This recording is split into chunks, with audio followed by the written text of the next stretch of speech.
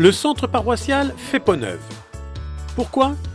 Parce que nous devons nous mettre aux normes. Des normes de sécurité en installant des portes coupe-feu.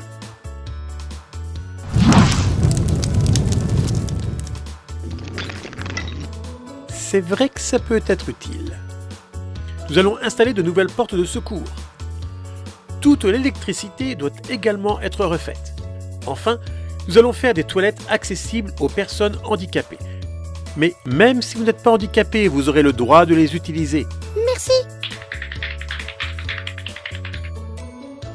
Ces mises aux normes seront faites pour les 2 étages du centre paroissial. Nous en profitons pour réaménager entièrement l'accueil. Pour commencer, nous allons mettre une porte aux normes handicapées. Plus besoin d'ouvrir les 2 bâtons de la porte pour laisser passer un fauteuil roulant ou bien une poussette.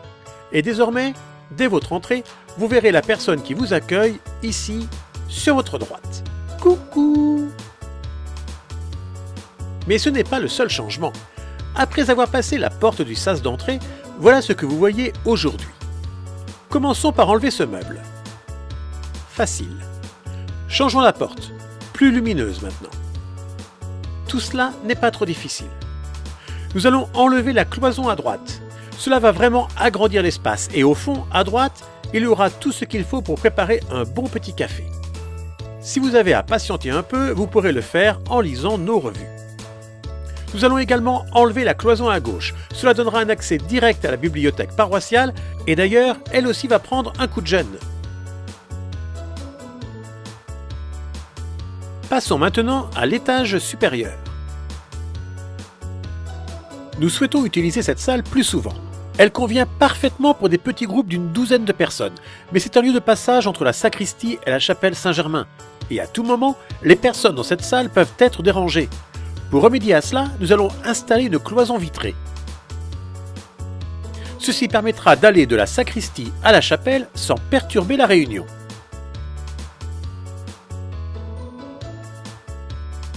Dans la salle Emmaüs, la grande salle de la rotonde, nous allons faire peu de changements. Là aussi, comme partout, nous mettrons des portes aux normes handicapées. Et nous allons également installer une porte qui permettra d'aller directement dans la salle d'à côté, la salle Cana.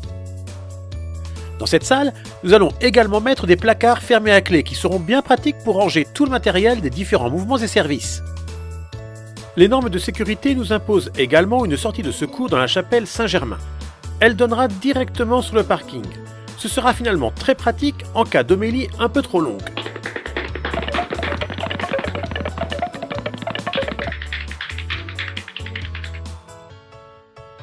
Une porte de secours, il y en aura également une autre de rajouter au rez-de-chaussée au niveau des bureaux.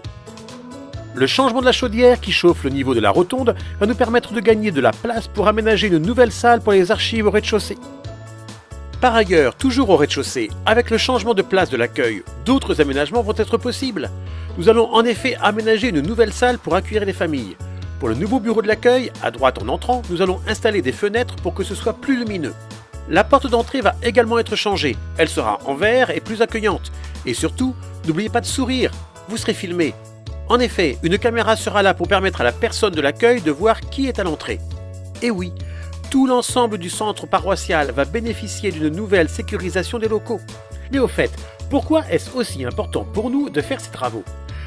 Eh bien parce que la vie de la paroisse ne se vit pas que dans l'église à l'heure des messes. Non, bien sûr que non. C'est en effet dans les salles du centre paroissial que toute la vie de la paroisse se décide, se prépare, grâce à tous les bénévoles qui assurent la catéchèse, la liturgie, les rencontres pour les baptêmes, la confirmation, les mariages, l'accueil des familles en deuil, les rencontres d'aumônerie, l'équipe pastorale, le conseil paroissial, le conseil de pôle.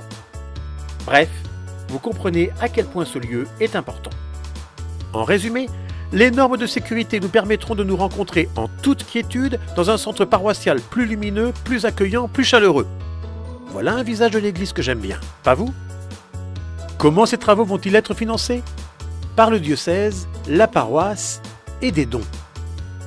Et c'est là bien sûr que nous avons besoin de vous, parce qu'il nous faut trouver 45 000 € pour mener à bien nos projets.